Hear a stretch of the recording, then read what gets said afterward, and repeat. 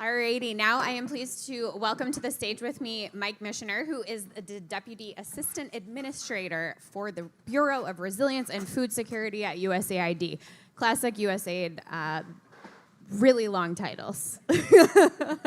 all the time. Thank you so much for being here with us. My pleasure. So we've been hearing a lot about the global food crisis here, the stakes, a lot of the different issues that we're facing. USAID, obviously, as a major donor, is integral to so much of these responses, funding a lot of the organizations we've heard from today. So you're very intimately familiar with all of these issues. So I think one of the things I've really been thinking about is we have talked a lot about the humanitarian impact here, and we've been seeing that really with Russia's invasion of Ukraine and the impact that we've seen on so many communities. But we can't forget to be doing the long-term work. And part of the reason that we're in the situation we're in is we haven't been doing the long-term work. So how is USAID continuing to think about resilience building and all of your other programs when the agency is really strained right now with humanitarian response? Yeah. So thank you. Good to be here, and good to hear the previous panels touched upon some of these very similar topics. So let me just start by saying resilience is at the core of everything USAID does. And I would like to think we're doing it better, because you're correct. The situation we're in now is because I don't think we did enough of it previously. There's been a lot of backsliding. But we're doing it because it's both expected and it's proven to work. So it's expected because taxpayers provide us with their hard-earned resources, and their representatives in Congress expect us to address issues when we do have humanitarian interventions, and that we solve those issues so we don't have to come back. So it's expected, and it also works. We've talked a lot about the backsliding, the impact from COVID. It was mentioned Russia's invasion of Ukraine, the impact of protracted conflict on hunger and malnutrition. Russia's invasion of Ukraine actually took that impact of conflict and made it global. By increasing the price of fuel, farmers depend on fuel to do farming. It also fuel's a component of fertilizer. It increased the cost of fertilizer. The increasing cost of fertilizer increased the cost of food, and on and on. And we're in the situation we're in now with a lot of backsliding, 200 million needing food assistance, nearly 800 million suffering from chronic hunger. That backsliding didn't necessarily have to happen as much as it did, but we're facing numbers that we haven't faced in over a decade. So it's a shame, but now we're really integrating resilience into everything we do. Integrating resilience not only helps us respond to the impacts of the current crisis, but it helps people make good decisions when they're faced with a crisis. Mm-hmm. So, for example, it's the difference between a family being able to dip into savings or last year's harvest, or taking advantage of a safety net program, or having their income diversified. All those resilience programs can do all that, versus selling off a valuable asset like land or livestock, or just going without food. So these resilience programs can make that kind of a difference. And in terms of the landscape within the agency, is it difficult to get other sectors and other folks in the agency to see the value of this? I feel like sometimes when everyone's just running around like chickens with their heads cut off, it's really hard to focus on the long game. Good question. Yeah, in fact, we're prioritizing this to the degree that we're now working on a brand new agency-wide resilience policy to really get more attention focus. That's going to be released later this year. Oh, interesting. Tell us more about that. Just sort of resilience in general, focus specifically on food security, agriculture. What is that going to look like? So it's being driven by our Center for Resilience in the Bureau for Resilience and Food Security, but we also have a Resilience Leadership Council that cuts across the entire agency. So the intent is to build resilience into everything we do, not just agriculture, not just water and sanitation programs, but global health, even education, democracy and governance. You can put resilience into almost everything we do. Yeah, that's really interesting. And I think, sometimes it sounds a little bureaucratic to say, like, oh, we're going to have a new policy. USAID has a lot of policies. There's been a lot of things that the agency has done to sort of institutionalize this stuff. But I do think it can have value. I was talking with Sean Baker, who was the former nutritionist at USAID, who stepped down recently. We miss him. And I bet. And, he was talking a little bit about coming into a government agency, what that was like when, you come from the, the NGO world, or, he'd been at the Gates Foundation, and just sort of different freedoms you might have in different types of organizations. And he was talking a little bit about how frustrating it can be to be in a bureaucracy and how slow it moves. But once you get a policy like this passed, it becomes part of the bureaucracy, and then it's a rule that everyone has to follow. Exactly. Let me give you an example of how we're responding to the current crisis and considering resilience at the same time. So we all know we're facing this current crisis. We're responding to it in three different ways. So we're working to mitigate the global fertilizer shortage. We all know that when fertilizer prices spike, farmers they don't have as much access to it, they can't produce as much, food prices go up, incomes go down, and in fact, families actually purchase less nutritious foods. So it has all kinds of knock-on impacts that can last years and years and years. So if we don't address the fertilizer shortage now, we're buying ourselves more problems years down the road. Another is we're increasing investments in agricultural capacity and resilience. So we know that when farmers have better seed, they can produce more. When they have better storage systems, they can actually store and then draw upon that stored food for accessing it in future shocks and crises. Yeah, and that's what you were talking about. If farmers are continually in a situation where they're having to dip into those stores continually, they find themselves eventually at zero, and there's nothing to draw upon. Exactly. By improving those storage systems, we can actually increase their capacity to draw on those reserves. And then finally, we're also cushioning the worst effects of the crisis on the most vulnerable communities. So high prices make it increasingly difficult for the poorest households to meet their needs. So we're strengthening social protection systems broadly, including safety nets. This helps families in times like these manage shocks without resorting to those negative coping strategies, like selling off assets. Yeah, definitely. And one of USAID's sort of flagship resilience building programs is Feed the Future. Yes. And it's all about investing in countries, investing long-term in agricultural and food systems so that we don't have these issues. And Feed the Future actually recently expanded to a couple of new countries. Why were those countries chosen, and what does it mean to be expanding that program at this moment and when we're in such a time of crisis?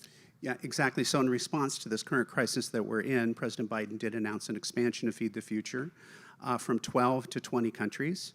The 8 new target countries are the Democratic Republic of Congo, Liberia, Madagascar, Malawi, Mozambique, Rwanda, Tanzania, and Zambia. And to get to your question, these new target countries were carefully identified through rigorous data analysis in consultation with key stakeholders. So specifically, we looked at the country-level impacts of Russia's war in Ukraine on food security and nutrition, including global food, fuel, and fertilizer shortages and their increased costs. We chose countries that for several reasons. So first, we chose countries that were ripe for agricultural transformation. So they have high levels of poverty, high levels of hunger, high levels of malnutrition, where we know agricultural transformation could make a difference. Mm-hmm.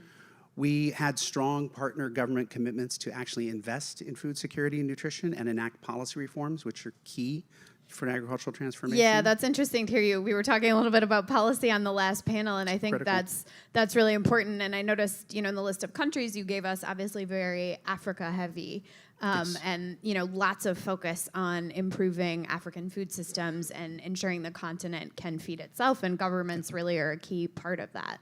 We were under pressure for a little geographic diversity in the expansion, but the data was the data, and it showed that these 8 sub-Saharan African countries were the most impacted and could benefit the most by being Feed the Future target countries. Yeah, that's really interesting. Yep. So in countries where Feed the Future, other reasons we selected them, they had experienced increased exposure to shocks and stretches such as climate vulnerability. So in countries where Feed the Future is active, we see stronger food systems, we see better nutrition, we see more resilience to shocks. We also see millions of people lifted out of poverty, as agricultural development is the most effective way to raise the incomes of the very poor. One study that we did post-COVID is we looked at the impact of Feed the Future on the zones of influence where Feed the Future operates. And in those zones of influence... What's a zone of influence? A zone of influence... That's a USAID term. It is very much. It is very much a USAID term. A zone of influence is a targeted geographic area within a Feed the Future target country where we operate, where we really focus our attention. And in those Feed the Future zones of influence, we found that communities and families had less negative impacts to COVID. They were more resilient, their incomes didn't drop by as much, nutrition outcomes were better. So we know that Feed the Future works, and we're happy to have expanded it. Target country, we also operate in affiliated countries as well, but target countries are where we really focus our efforts. And what are affiliated countries? They just have sort of more limited programming, or what does that mean? Any USAID mission can buy into Feed the Future programs, whether or not they're a target country. So in 45 other countries beyond the 20 target countries, missions have opted to buy into Feed the Future programming. Oh, interesting. I didn't know that. You mentioned Congress earlier, and obviously funding is key. We've talked about that all across the spectrum today. What is that looking like for USAID? You know, when you're making asks of Congress, President's budget was just out. Gonna be a really big fight this year, I think, on a lot of fronts. Where it's a farm bill year. All these things are happening at one time. How do you make this argument to Congress that this focus on resilience is going to pay off tremendously in the future? We're actually pushing on an open door with Congress. This Feed the Future has really strong bipartisan support, and on both sides of the aisle, they recognize the importance of resilience programming. Some because it's a prudent investment of taxpayer resources, others because it's the most efficient way to invest development dollars. We're really pushing on open door when it comes to that. Our budget for the coming year has plussed up a little bit, but we don't get any pushback when we talk about focusing on resilience. And when you say budget for the coming year, is that the actual budget that's been authorized, yes, or the wish list? The wish list. Okay, because those unfortunately are generally not the same thing. Yeah, exactly. Another thing that I wanted to talk a little bit about is partnerships and how USAID works with other organizations in this space. We have a lot of you in this room that obviously are doing this work every day and partner with USAID. How are your partnerships functioning in this space? Really strong. Building the resilience of people and systems, it's the core of Feed the Future, and we couldn't do that without our partnerships. So Feed the Future, it's not just USAID leads, but it's actually a whole of government initiative that functions across 11 federal government agencies. The State Department leads in diplomacy. We partner with USDA on research. Millennium Challenge Corporation and their compact system provides a lot of support for Feed the Future. An interesting agency we partner with is NASA, and I can tell you a little bit more about that partnership later. Peace Corps. So other government agencies, but we also partner with our host governments that we work with, other government donors, civil society organizations, private sector companies, and a very important partnership is in research. And I know we had Claudia here earlier talking about the CG system. Mm-hmm. We also have Feed the Future Innovation Labs at 20 public universities throughout the United States. In fact, part of my trip here to Texas was to visit the Feed the Future Innovation Lab for small-scale irrigation at Texas A&M University. So we have 20 of those, and they in turn give sub-awards to hundreds of American universities. And we also partner with the CG system quite extensively. Yeah, that's really interesting, and obviously ties back to the tech and innovation piece and how that can help us address food security. And the research that are done, you know, with through USAID funding at those programs and universities, how is that then brought to the field? So that's a challenge. Just like in the private sector that spends billions of dollars in research, actually scaling their innovations and getting them to market is a challenge for the private sector. It's also a challenge for the public sector as well. We invest about $150 million of Feed the Future's budget per year into research. Some of that goes to our private sector partners, some of it goes to the CG system. And actually getting those innovations scaled and into the hands of smallholder farmers is a challenge. We are modeling ourselves on the private sector because they have an efficient approach. They use something called the product lifecycle approach. It's an 8-step process for taking an innovation and getting it out into the hands of consumers. Right now, we just gave a sub-award called the Innovation to Impact sub-award to the Soy Innovation Lab at the University of Illinois to work across all of our innovation labs and get those innovations out into the field. And once those innovations are developed, does USAID continue financing the scaling and getting it out into the field, or is that really where you're also looking for other partners, be it private sector, other organizations that fund this work to help get that out into scale? Absolutely. Partnerships are key to actually scaling these innovations and getting them out into the field. Our innovation labs partner with National Agricultural Research Systems, NARS, in host countries. They assist in that as well. We also work with our implementing partners to get these innovations out into the field. We work with the CG system as well. One recent program that we're using Ukraine supplemental funding is the Accelerated Innovation Delivery Initiative, AIDI, and that's in partnership with the CIMMYT CG Center in Mexico and the International Institute for Tropical Agriculture in Nigeria. We're partnering with them to get a lot of these innovations, new seeds, more efficient fertilizer use, tools and information so farmers can better weather future shocks.